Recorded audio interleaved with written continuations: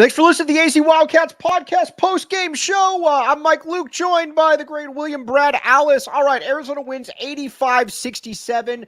Brad, this was a very wholesome win for me because basically everybody played well here. Kylan Boswell, we got to give a huge shout out to Kylan Boswell, and we're going to get to that. But overall, this team showed a lot of gumption, showed a lot of moxie, and quite frankly, this was a kind of game that I think that Arizona needed, especially as you got Oregon, then you got the LA schools. Very, very happy with everything I saw out there, William. Yeah, it was a weird game where they went up big. I think led by almost 18 at one point. Then, of course, ASU did what everyone seems to do and went on a 7 or 8-0 run to open up the second half. And from there, it was an arm's length game. ASU threatened many times, could never quite get it down. I think 6 was the lowest. And then we hit about the 8-minute mark, and Arizona just pulled away. Would I have liked to seen Arizona put the foot on the gas to start the second half? Yeah. Did I see some things I didn't like during that stretch? Yeah, I thought they kind of got a little selfish with the ball. They got very careless with the ball. Few defensive lapses. But overall, I don't care what you did at McHale. You got an 18-point win on the road in the Pac-12. It's a good win. All right, now let's talk about Kylan Boswell. Again, been hard on Kylan Boswell. And again, Kylan Boswell, this is the difference maker that we saw. And it's funny because he didn't even play a ton in the second half. But man, Brad, was he was confident with his shot. He was getting to the hoop. He was showing the body control that he has. Man, it was just a breath of fresh air. And again, that's what we've been talking about. Everybody knows that he's fully capable of this. But man, when he plays like that, I mean, Arizona is a monster of a team to deal with. And I just couldn't be happier for the kid and how he responded there, because he responded in a big way. I actually thought tonight kind of summed up the Kylan Boswell experience, because he didn't play great at the beginning of the second half. And what happened? ASU made the comeback. But for 30, 35 minutes, he was excellent. Right. You can excuse foul trouble, because I thought the officiating was inconsistent. Right. I don't know if he necessarily adjusted, but I'm not sure anyone adjusted. And that includes both sides. I think Arizona had more and ones that I've ever seen in a college game. It felt like For a sure. NBA game from the 90s.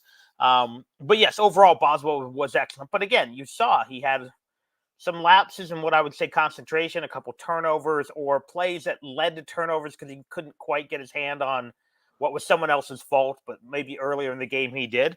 And ASU took advantage. But when it counted, again, to build up a lead and to extend the lead, Boswell was excellent. He was excellent. And again, you saw again what he could do. We also got to talk about Jaden Bradley here, because this was brought up by Aaron Torres on Twitter.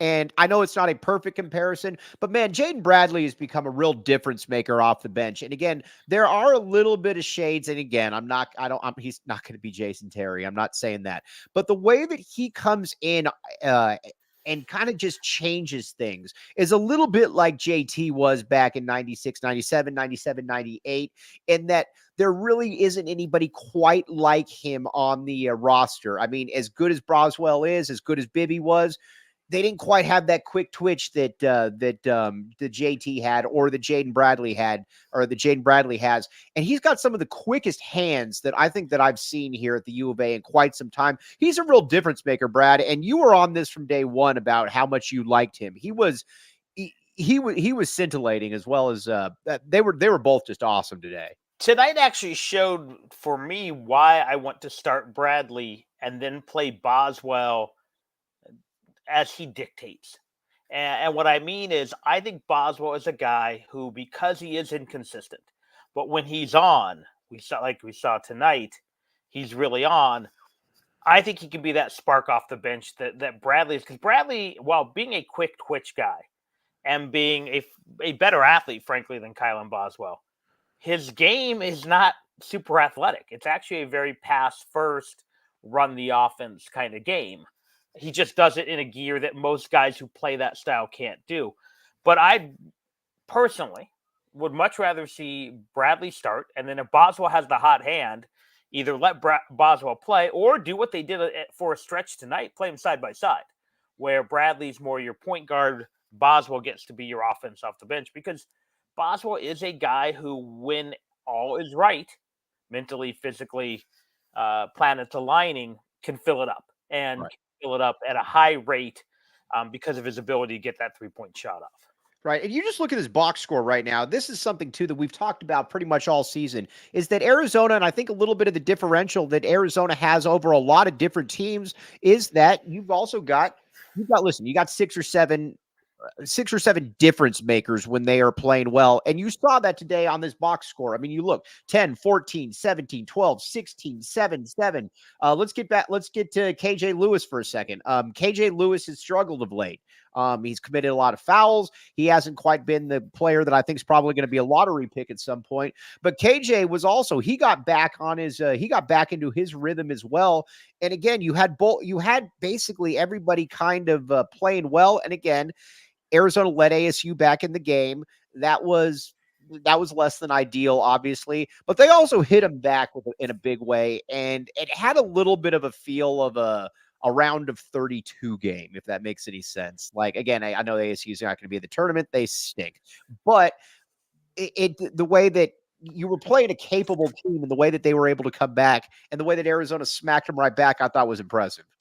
No, and while ASU is certainly not an 8 or 9 seed, they're also not a 15 or 16 seed. Right. Frankly, ASU probably should be better than their record is. To me, they more resemble talent-wise, and they have some holes. Yes, Right. They really, to me, are the team they were in the preseason in the non-conference, which was a good team. So they're probably the equivalent of a 14. From a talent perspective. From a talent standpoint. Yeah, I agree with that. So while it's not someone Arizona would see in the first round, it's really not someone Arizona would see in the second round. You're right. It has that feel of that second round game where the team is plucky. They make you uncomfortable, but next thing you know, Arizona or any of the better seeds are suddenly up 18 and on their way to the Sweet 16. And we're going to have I think we're going to have some Anthony Totri audio because he lost a bet to me. And I think the great Eric Ruby behind the scenes might be working on this. But first, the Desert Financial Credit Union by the numbers segment is up. Okay. Listen to this. First of all, Desert Financial Credit Union by the numbers. Arizona's number one credit union named by Forbes. And again, all kinds of good stuff. Check it out. Again, Desert Financial Credit Union. Big part of this right here, Brad, is, well, I mean, all these stats are obviously, definitely in Arizona's favor, but Arizona beat them up Arizona beat them up in the paint. I mean, you look at points in the paint, 44-20. That's your game right there. And, obviously Umar Ballo, leader of men, but a lot of Arizona players were able to just get in the lane that weren't necessarily big men. That's your difference in the game right there. Yeah, I was kind of surprised how easily Arizona did get into the lane because, again, how many and ones do they pick up tonight? Right. And that rebound stat is, frankly, it's staggering when you consider ASU had 6 offensive rebounds in the first 5 or 6 minutes. Right. That means they only had about 24 rebounds the rest of the game. And that, obviously even more, I think they had 2 or 3 defensive rebounds as well during that stretch. So almost a third of their rebounds, I think, came in, before the second TV timeout. But if you look at it, ASU has a big guy who's springy, but he's a beanpole. Umar Ballo kind of established himself early on. This was the kind of game that Umar Ballo should eat. And Umar Ballo should eat the entire game. And how good were they during that one stretch of feeding him in the post where they tried to front Ballo? Right. And they went over the top, and to his credit, he was able to catch it. Because we all know hands are not always his strong point. Right. But he looked really good. Obviously, he's on that streak of double-doubles, and they're using him in a way I think you want to see Umar Ballo use. And that's a guy who is not a top 2 offensive option, but he's going to clean up the glass. He's going to find some mismatches. And Arizona has talented enough guards that they can exploit those mismatches.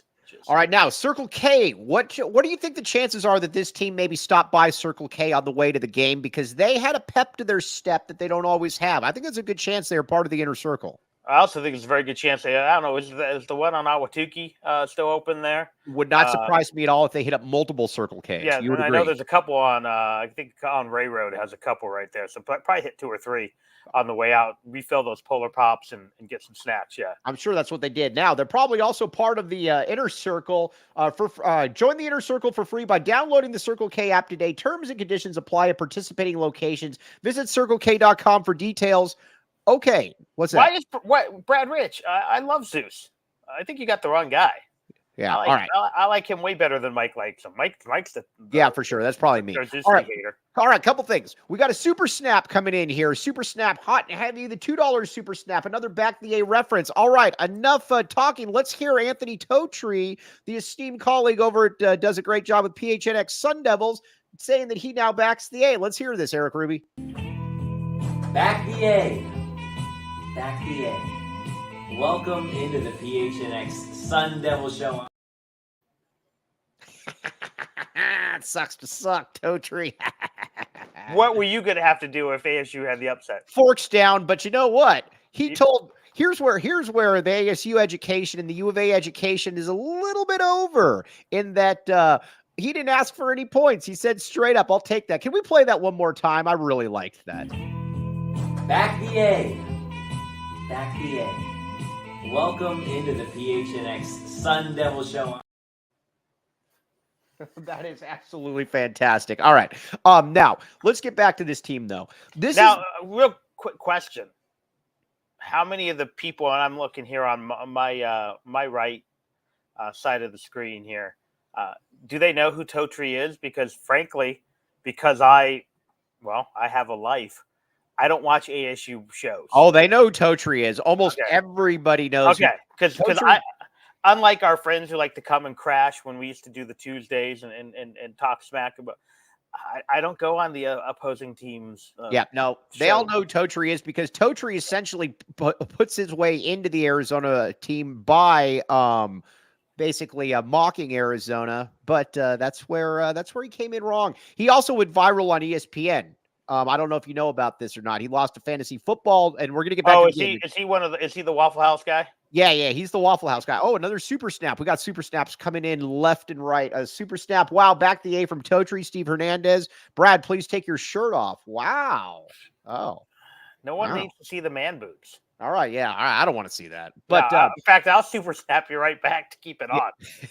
All right, now up front, let's talk about this a little bit. This is a game there, and I was thinking about this as I was watching it. Umar Ballo, 1,000%. Anytime that you're going against a team that's got a thin big man, Umar Ballo needs to destroy that person at this point. Listen, there's going to be points against big teams where, you got strong athletic guys. I'm thinking basically every single Big 12 team in the country.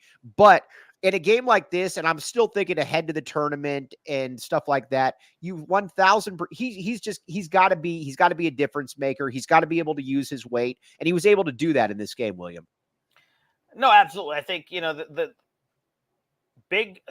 big man his size or similar size who's a little more skilled than him is an issue. Yeah, and the 6'7", 6'8" guys who Oregon always seems to have, the Washington State has this year. Those guys give them trouble. But when you're 6'9" and need to mix in another T-bone, yeah.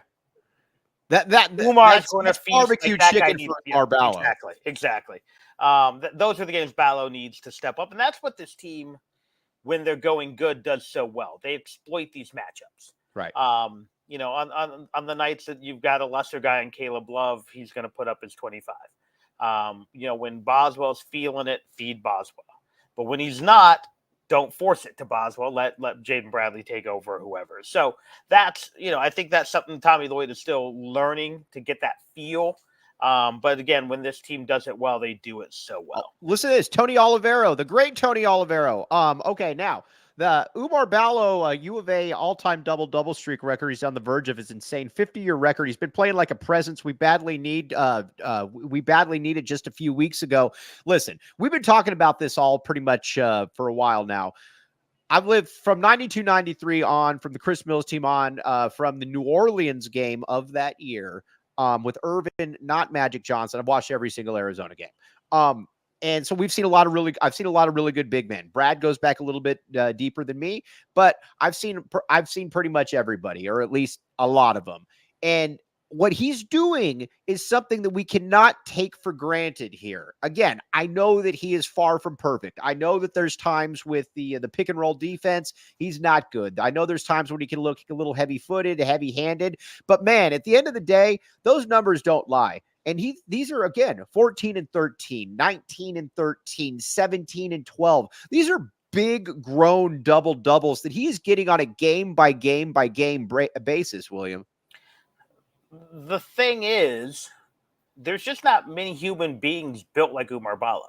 Right. And while he is not the athlete that a Christian Coloco is, or even a Lauren Woods was, he's a good athlete who happens to be in the size of a defensive lineman who's 7 foot.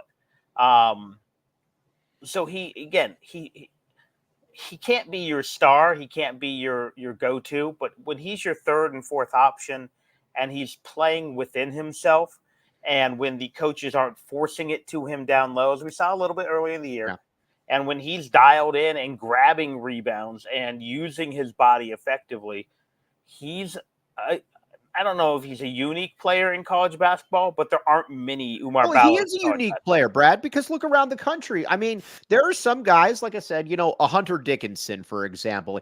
I still consider him Big Ten, so I don't want to give him much credit, besides obviously Zach Edey. But you can count on one hand the amount of players that you can pencil in for a legitimate double-double pretty much every single game. There's not a lot of those dudes out there, Brad. No, and again, there's not many guys who can body him. Right. There's not many guys who can go toe-to-toe strength-wise with him. And that's where he has that advantage. And, that's why when you get in the tournament, matchups are so key, because if you have the wrong front line, and why do we keep going food reference, but Umar Ballo's going to feast. Yeah. And he can maybe not single-handedly take, but I mean, he can single-handedly win a first-round game against the wrong front line. David Blattman, the great David Blattman. Does anyone have the ASU score? I love it. That's well played. That was very well played. All right. AZ Cats G with one of the super snaps. Super snap for the great job. Bear down. Go Cats. Okay. Now, let's talk a little bit then about Caleb Love. Now, again, I get beat up sometimes on Shear's board. I'm probably a little bit too much of a Caleb Love fanboy. That's for you, AJ. But, listen. He didn't have a great game. There were some times when he shot a couple shots where it was like, even for me. But I'll say one thing, man. He's got a little bit of a dagger in him, though. Like when it's very rare to see somebody that can just play like poo, and then when that dagger shot needs to come, a lot of times he's there. He's a unique player because he didn't play great today by any means. But he was good early. He was good early when Arizona built up that early lead. Right. And then he was good late when Arizona pulled away. And yes, in between, no, not very good. But that's again, we talked about the Kylan Boswell experience, we talked about the Umar Ballo experience. It's the Caleb Love. This team is a team of experiences because that's one of the things that's fun and maddening about them is they're inconsistent. Right. But they win in a variety of ways. I missed a super snap. Eric, can you bring this one? I think I missed one of the super snaps. This is a super chat, not a super snap. Well, for the longest time, I thought they were called super snaps, so I'm just going to run with the super snap. But if you actually tell me to call it a super chat, I will call it a super chat on this. This is a super chat, not a super snap. Okay. But again, he's what Arizona needs though, and this is going to be a huge part of, I think, kind of the maturation of this team is that, and yes, Meisner, great point, eight rebounds, 5 assists and a steal, but everybody else needs to be able to do their own thing because there's going to be a game in the NCAA tournament where Caleb goes 5 of 17. There just is. I mean, he's not recession proof in that regard. And so like a Pella Larson, for example, Pella every single game to me And he started to do this a little bit more, even though he didn't necessarily make the shots. If Pella has an open 3-point shot, he needs to shoot it because he can shoot the ball. I don't like him passing up open threes. He can 1,000% make those shots. Not only that, I also think that he needs to be able to, maintain his aggression. I am more than okay with Pella Larsson being aggressive as opposed to being passive, because when Pella's aggressive, that's when he starts getting the and ones. That's when he starts getting to the hoop. And then when you start having to really pay attention to him, that's also when he starts dishing it, because he's a pretty good passer as well. Pella to me is somebody that every single game I need to be able to pencil Pella in, again, kind of like Umar Ballo, leader of men, as 14 points, 5, 6 rebounds, 3 or 4 assists while playing his good defense, William. No, yeah, I think what you need out of Pella is you need Pella to be, like you said, aggressive, and then figure out if that aggressive is going to mean 14 points or 5 assists. Is he going to be a continuously driving to the hoop, pulling up for 3, or not even pulling up, hitting the open 3, right? Or is he going to be a drive and dish guy? Is he going to be a finding Umar guy? But all of that is contingent upon him being aggressive. Sounds like a movie, Finding Umar. It does. It's the story of a boy from Mali who, yes, from West Africa. But that's what we need from Pella. He needs to be aggressive. He needs to not sit back and watch Caleb Love, because when you have Caleb Love and Pella Larsson, and frankly, Jaden Bradley being aggressive and driving in the lane, good things happen. Good things do happen. Let me ask you this. It's almost like winning the Arizona lottery. Brad, have you ever won the Arizona lottery? And don't be bashful if you have. Many people deny it when they might have. I don't think I personally have. My wife's won some money here and there. Ooh, well, that counts. Basically, spit it right at Circle K on Polar Pop. So. As you should, because you're part of the inner circle. But the Arizona Lottery is not just about playing games and winning prizes. Like William Brad Allis, it's about giving back to the community. All right, now check it out. Visit azadventure.com for more information on how you can take an adventure for a chance to win $1 million in cash and Arizona travel prizes and Gila River Resorts and Casinos. They got the cool little blue wave.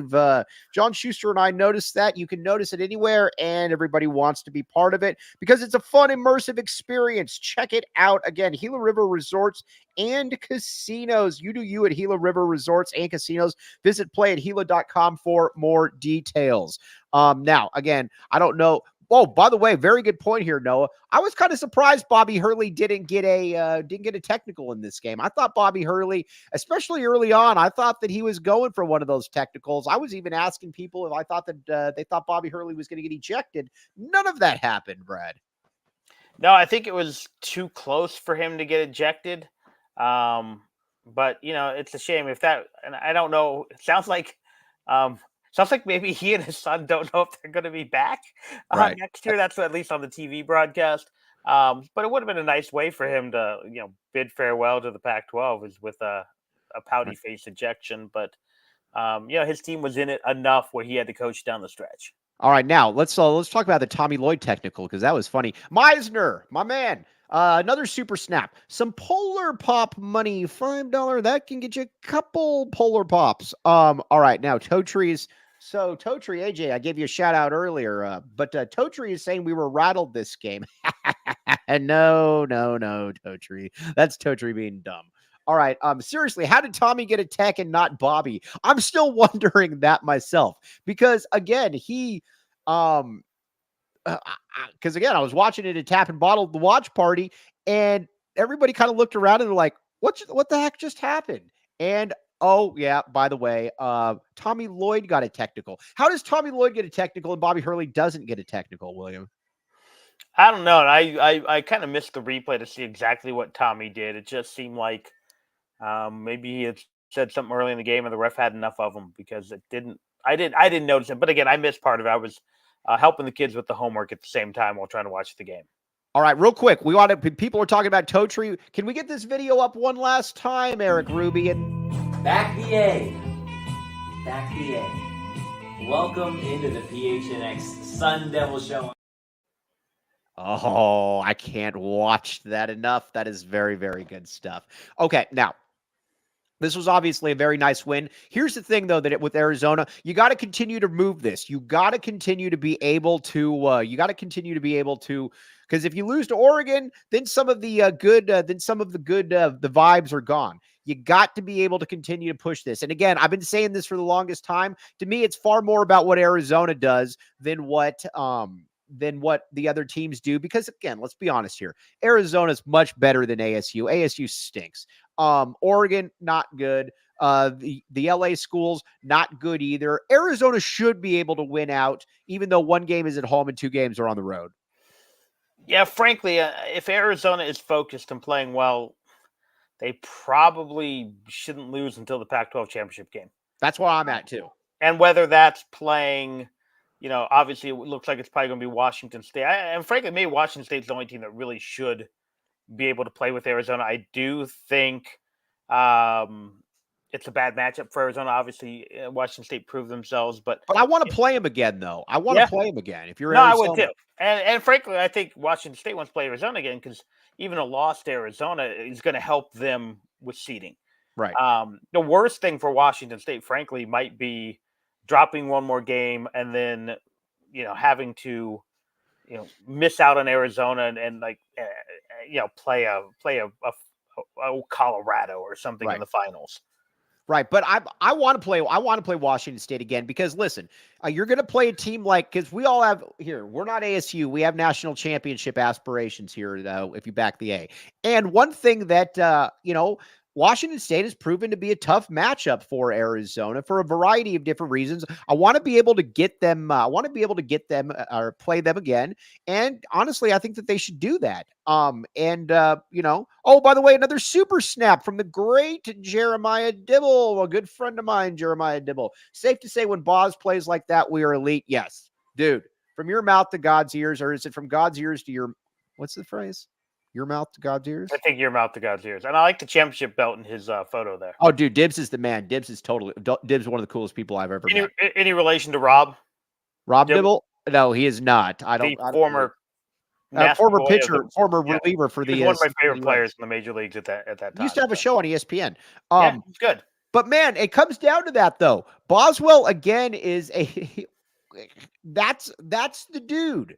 That's the guy that when he was a top 15 to 20 player coming out of high school, that's the guy that, listen, I think it's been a while since we've seen it, but against Duke, it's kind of easy to forget that there was a long time on there where he was the best player on the court for quite a while. He was hitting step backs. He was getting into the lane. He was doing all kinds of stuff. And he allows everybody else to kind of fall into their roles then. Caleb Love doesn't have to. I mean, look at Caleb Love. He had one of his best passing games of the season. And that's because he had, point guards were, doing what they were supposed to do. But man, you have such a bigger margin for error when Kylan is playing like that. No, obviously when he becomes another weapon for Arizona, they become even tougher to match up with. Right. That's, again, another score you have to count for, another big-time athlete you have to try to match up with. And, the irony is, at this time last year, I didn't think he was playing enough. Right. Obviously, one of my biggest criticisms of Tommy Lloyd's 3-year run was not playing him more in the second half against Princeton. Right. And now I'm ready for him to play less, except when he plays like he does tonight, in which case give me more Boswell. And that's what I'm hoping Tommy will do. Use him, kind of break glass as needed. The better he plays, give him more minutes. If he does have one of those bad games, though, I'm more than comfortable giving all his minutes to Jaden Bradley and KJ Lewis. Let's get back to that in a second. Another super snap from Benjamin Noriega. We appreciate you guys. Oh, Udafo in there. You got it right. I got to give Udafo some credit. Every time I've ever argued with Udafo on the message boards, I end up being wrong. He ends up being right. And so, Udafo, we need more of your podcast, not less, because that way I can steal some of your information and giving you minimal credit to make me look a little bit better. We need more of that, Udafo. By the way, it was also really cool seeing Mike Bibby in attendance. Mike Bibby to me is, and again, I know everybody goes back. I never saw Sean Elliott, but Mike Bibby, in my opinion, is the best player that I ever saw at the U of A. I know some people would go Damon, got no problem with that. But if I need to win one game, I'm taking Mike Bibby. It was cool seeing Mike Bibby there just because of just what a, just what a a mercurial, or not a mercurial player, but just like a phenom that he was here at the U of A. No, but I think Mercurial's an apt description. Here's a guy who has been in the spotlight since he was about a freshman in high school, but who doesn't really like the public. Right. But has backed Arizona enough. Never pulled an Antonio Pierce, never pulled what you've seen a few other guys. Right. Came back when Lute asked him for alumni stuff, even though he wasn't always comfortable with it. He was really, he was a guy who just, even when he was in college, had his girlfriend, had his kid, didn't do a whole lot, But yeah, it is cool to see him coming out and support. And I know he took a selfie with Rivera. Yeah. And it's always funny to see. It's ironic to see how many, and it's a lot like a lot of the football guys with Anthony. How many of these reporters respect a guy like Rivera?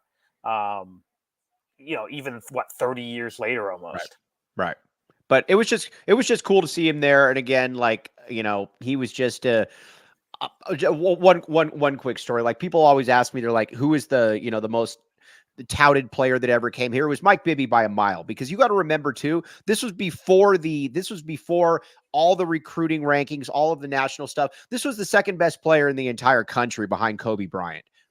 He just was. And I remember watching him at Sal Point. Funny story. So he went to, and we'll get back to the game here in just a second, but I'm nerding out here for a second. When Shadow Mountain came to play Sal Point, and there was a line literally all the way down Mountain. And so what I did essentially was I just cut. I was 11 at the time, and I just cut to the front of the line by just pretending to be stupid. Well, not pretending to be stupid, just being my normal self. And then I was able to get into the game, and it was standing room. It was standing room only. It was remarkable. The team showed up there, but like I said, just a totally, hard to really explain just kind of the hype of that era. Let's get back to Jaden Bradley though for a second. I think one of the reasons it was a mystery. You heard about Bibby. You couldn't go on YouTube and see highlights. Right. You couldn't, you had to wait for you had to go to Shadow Mountain essentially, or one of the newsletters to come. One of the newsletters to come with your recruiting stuff. Right. Or try to see if Burleson was going to write about him in the Long Beach Press Telegram. It was very, as I said, it was very almost like punk rock back then, recruiting, where you heard about bands, but you couldn't hear them unless you could find the bootleg record.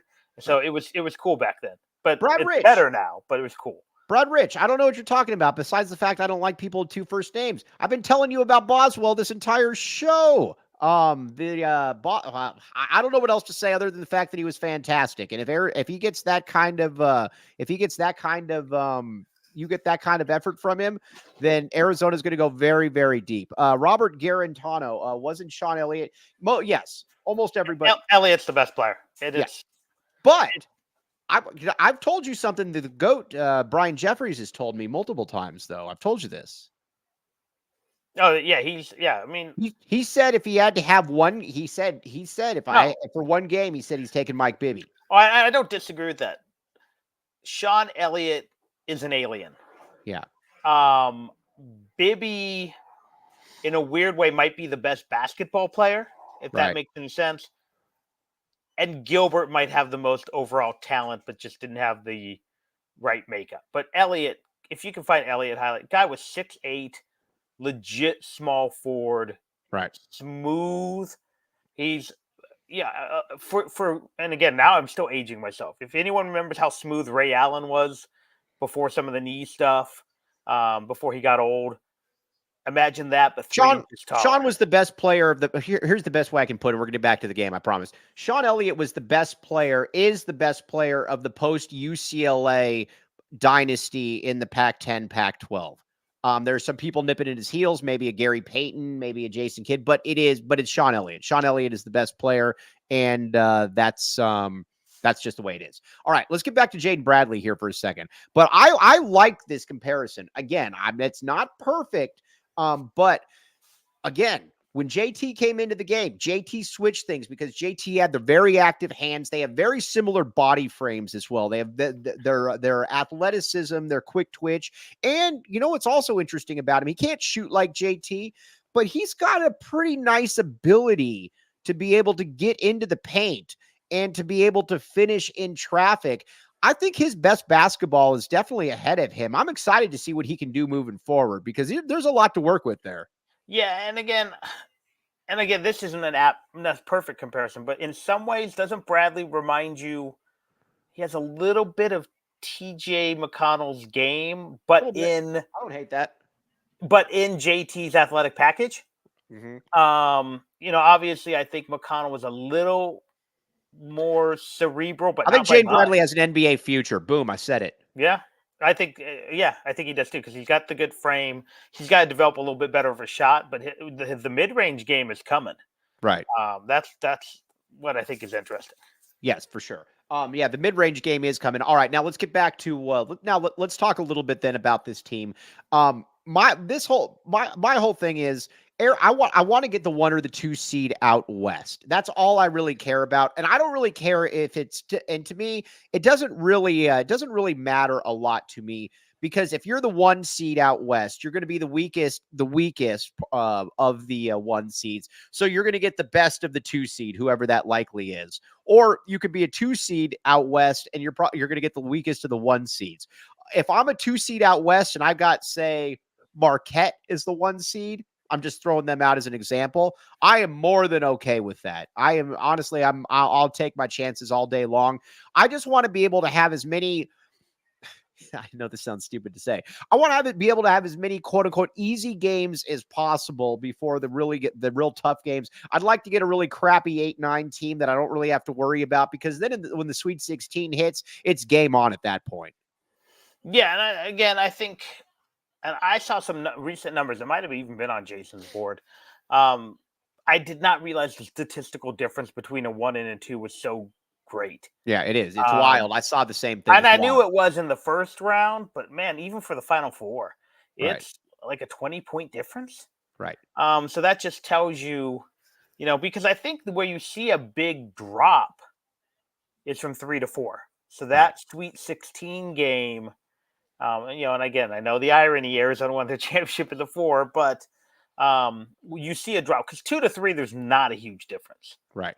Some of the 1s and 2s, but getting that 4 seed, and then so I think that's where you start to see the difference. All right, now real quick, this NBA talks Cohen here. I consider Gilbert easily. Now listen, he didn't have the longevity, but Gilbert's apex was higher than any U of A player by a mile. You got to remember, this dude was averaging 31 per game in an era where teams were scoring 96 or 97 points. I've always believed that the Jason Terry is the second best NBA player or U of A player. And here's why, is that Jason Terry is in the NBA finals. And again, this is a guy that scored almost 20,000 career points. This dude, and again, full credit to what Andre Iguodala did in the finals, full credit. But Jason Terry was giving LeBron James the business. Jason Terry was giving him 25, 26, 27 points per game. JT was just in NBA finals. I think he averaged over 20 points per game in his 2 separate NBA finals. And he shot something like 55 or 50 something % from the field. To me, JT was the second best pro after Gilbert. Then I think you probably go Iggy, Aaron Gordon, all those people. But JT to me was the second best. Do we not give Damon enough credit? Yeah, but the problem with Damon, though, is the longevity was he hung around and was just a guy for a while, but those first few years were pretty special too. True. Those first 2 years in Toronto were awesome, but then he went to Portland and he was like an 11, 12, 13 point per game guy. He really wasn't. No, and I get that, but but the fact that we don't even mention, because I think and again, this is a big if, you take the championships away from Iggy. Yeah. And he's just a guy after he left Philly. Now, what he did in the championship, what he did with the Olympics, you can't and again, he's better. He's essentially RJ if he doesn't have the championship. Yeah, but again, Damon had a really good little run there, and no one mentions him at all. And I'm not saying he's with those other guys, right? But the fact that no one mentions him, and frankly, Bibby doesn't, I don't think, get enough run because he had a really good but never He great dominated with run. the Kings and those Yep. things against the Lakers. I mean, Yeah. he was dropping. I mean, he was their crunch time player right there. Championships does make a difference. I get that, but those are also some championships. Again, like when you're on the It's the Robert Warriors, Ory argument. yeah, to a certain degree. Yeah. Anyways, all right, now back to But I'm also annoyed by Arizona fans who talk about what a great college player Andre Iguodala was. No, Lute wanted him out. His whole team wanted him out. Right. He And wasn't Arizona a was starter better his than- first right. year, and he was what, an 11-point guy? He Right. was. He got drafted on ability. Right. And I've seen you the can same. tell- And again, there's a revisionist history on RJ. RJ was a better college player than Iggy, but RJ was the 4th or 5th best player on that team. Right. Better pro, but that's again. So it's just because I remember the fans were off of Iggy. That he was a major reason that team underachieved. I agree with that. Yep, exactly. All right, now Dennis Walsh is right. Adams over Iggy in college. It's not even close. For sure, except Adams' senior year. No thanks. No, the second month, the last two. People forget he entered January averaging 19 points a game. Yeah, but then he was and finished averaging 14. Do you know how bad you have to be to have your scoring average drop by 5 points a game? And it was awful. He was just trying to shoot back fadeaway. He was also suffering from some severe depression over the loss of Shanti's Polk, among some other things. But 3.5 years of Hassan Adams were really, really good. Agreed. All right. Now, Empire Flooring. Now, also something that's very, very good. Empire Flooring. Check it out. Say you're like William Brad Allis and you've been in the game a long time and you want good floors. Empire Flooring says we are here for you. We are for the people, by the people. Check it out. Empire Flooring. Hold on. Where is this? Where's the disclaimer at? I always lose this.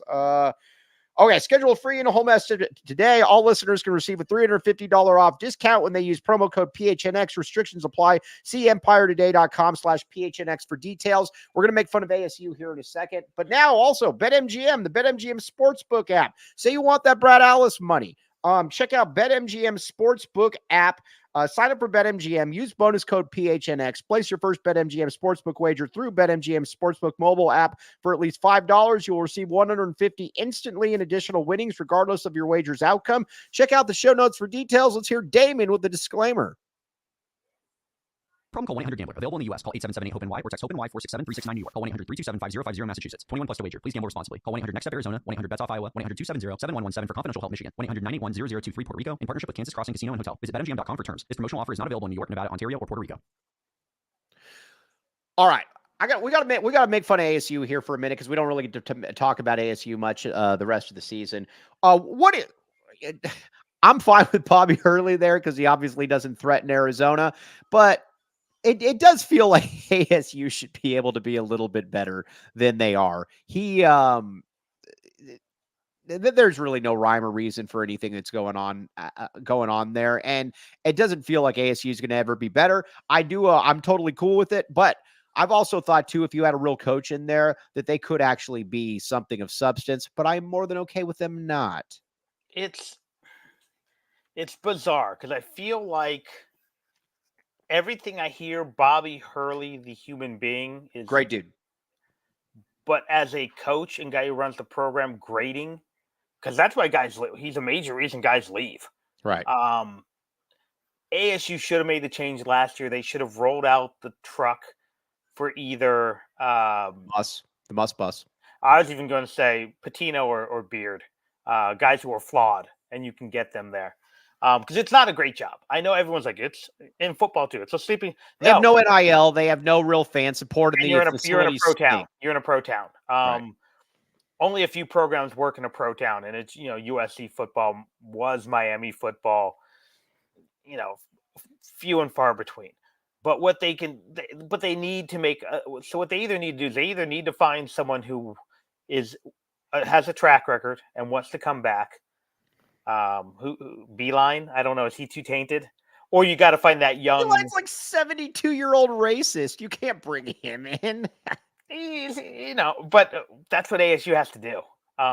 Or they got to find the super young guy who's the next hot guy and hope he loves Phoenix. I got one. Rick Barron's with the They should hire George Kliavkoff. I've heard he could get streaming going. Would he be a better AD than Ray Anderson was? Yeah, for sure. And I got to make fun of, what's funny about the whole thing about ASU and people calling Arizona a poverty school is that Arizona's been able to pay now. You've been able to bring in an athletic director from the SEC and that didn't take a pay cut. You're able to make Tommy Lloyd one of the 6 or 7 highest paid coaches in all of college basketball. Meanwhile, ASU doesn't have an athletic director. They don't. They're going to have to pay bargain basement money for some of these coaches. They have no NIL. And frankly, some of their marquee programs are on a downswing. For sure. So yeah, they're hurting in many ways. Right. By the way, Tony Olivero, I believe that Jordan Hill developed the most, I believe, from when a player set foot on campus to when he left. And I believe that in midseason, was it you that was saying, Brad, about who really, like, what player really kind of the light switch just went on during the season? I thought of one after we got off, and it was a very important one, AJ Bramlett. That's a good one. Yeah. AJ Bramlett's the only dude that went from being crappy to all of a sudden you're like, whoa, you're a difference maker. Yeah, yeah. And here's the funny thing with Jordan Hill. So after he committed to Arizona, we've all heard the story. Luke saw him, passed him to go watch him. I saw him play, and he was playing with the Smyrna Stars, which is essentially a high school team, playing in a back gym in some high school I had never been to in Vegas. Not one of the big ones that you normally go to. Yeah. And I don't even know how Vegas is set up anymore. You used to have the 3 big tournaments. And he was basically playing a bunch of dudes from SoCal. And we're not talking a real school. We're talking a school I'd never heard of from like the Inland Empire. And if he wasn't 6'10", you wouldn't have noticed him. Right. Other than he was springy and athletic. I mean, because that's, and for anyone who doesn't know recruiting, that's what you look. You look to see if they have that next level athleticism. But the guy, I think he had 4 points against a bunch of 6'4" floppy-haired white dudes. Right. And to see where he went and what he did it's frankly, yeah, it shows A, what a remarkable athlete he was, but B, what a remarkable developer of talent that Luke and that staff was. The only thing people are bringing up Christian Coloco. Well, yes, but he's more like Jordan Hill in his progression because Coloco as a junior was really, really good. AJ Bramlett for half of his sophomore season was not good. And then he became really, really good. So that's going to be that, I think, is a little bit of the difference. Brian Williams did not explode as a senior. He exploded as a junior because he left after his junior year. Kyle Dodd is being mentioned by people as being the next ASU coach. What say you about hiring Kyle Dodd as the next ASU coach? You don't have an alum. And again, I think Kyle's a good dude. I like his interactions with you. Apparently, he's a pretty good eye for talent. He's the one who found Kyle Fogg. Mm-hmm. They either need dynamic young coach or they need that experienced veteran guy who needs a second chance or who just wants to retire to Arizona, frankly. But yeah, don't hire the alum to hire. I mean, if they want to, more than welcome to. But right. Again, I there's a reason I did not just want any guy with a U of A degree. Although I will say I'm actually somewhat interested by Damon. I'm following Damon. I said that when he got hired at Georgia Tech, that this is maybe something to keep an eye on. Because if Tommy Lloyd does ever go back to Gonzaga or just in 3 or 4 years burns out, and then Damon is essentially trying out for the Arizona job. This is a on-the-job interview in many ways for Arizona, just as Passner at Memphis was too. And unfortunately, he just wasn't a good enough coach at Memphis to be considered for Arizona realistically. All right, no now matter what the guys said. All right, real quick, check out. Can you, Eric? Can you pull up the BTFD shirts? These things are awesome. Check it out. Tony Jamino bought one of these shirts. Get these things. These things are absolutely fantastic. You will be very, very happy that you got one. All right, now. We're going to sign off, but this was a kick-ass game for Arizona. Very, very happy with everything that went down. Everybody out there, you guys are the ones that make the show. Very much appreciate you. William Brad Allis, very much appreciate you as well. like I said, we will talk with everybody soon. But for the great William Brad Allis, oh, all right, real quick, Whitney Houston. Would you guys rather have me sing Whitney Houston or rap Eminem? Listen, you got 15 seconds. Go. It's one of those two. Whitney Houston or Eminem. It's one of those two. Brad is turning his let's see here. All right, you know what? I'm just gonna go. I decided long ago never to walk in anyone's shadow. If I fail, if I succeed, at least I lived as I believe. No matter what they take from me, they won't take away my dignity. Boom! You've been listening to the AZ Wildcats podcast. We all silly like the mayor.